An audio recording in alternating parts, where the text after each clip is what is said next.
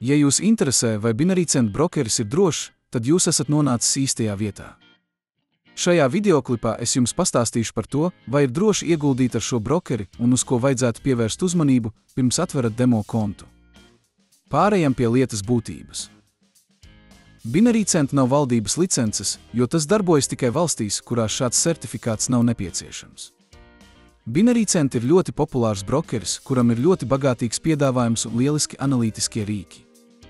Ja vēlaties atvērt kontu pie šī brokera, tad saite ir šī video aprakstā. Un, ja jūs meklējat brokeri, kas ir certificēts, tad aprakstā atradīsiet arī alternatīvu brokeri. Lai atvērtu demo kontu, dodieties uz brokera tīmekļa vietni, kuru atradīsiet šī video aprakstā. Ja atvērsiet kontu, izmantojot mūsu saiti, jūs iegūsiet piekļuvi bezmaksas demo kontam un papildu depozīta bonusu. Ekrāna augšējā labajā stūrī nospiediet pogu un ievadiet savu e-pasta adresi un paroli. Pēc tam apstipriniet savu reģistrāciju, un viss ir izdarīts.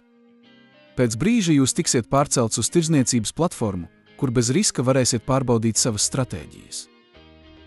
Šeit jūs atradīsiet tirdzniecības konfiguratoru, kas ļauj mainīt derīguma termiņu, ieguldījumu lielumu un virzienu. Ja jūs domājat, ka tuvākajā laikā cena pieaugs, tad nospiediet zaļo pogu.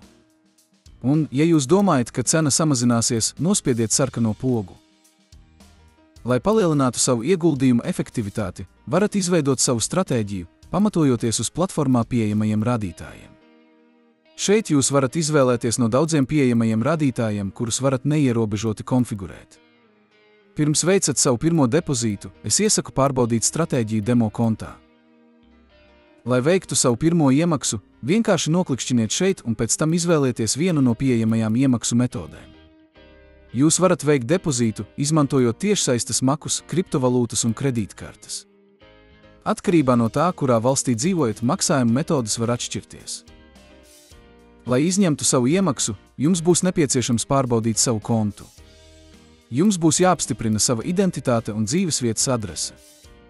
Lai to izdarītu, jums būs jāsagatavo personas apliecības vai pases fotoattēls.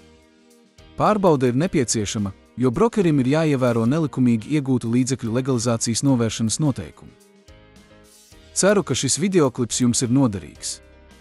Ja tā, lūdzu, atstājiet patīk un abonējiet šo kanālu, lai saņemtu jaunākos video no ieguldījumu pasaules. Paldies par skatīšanos!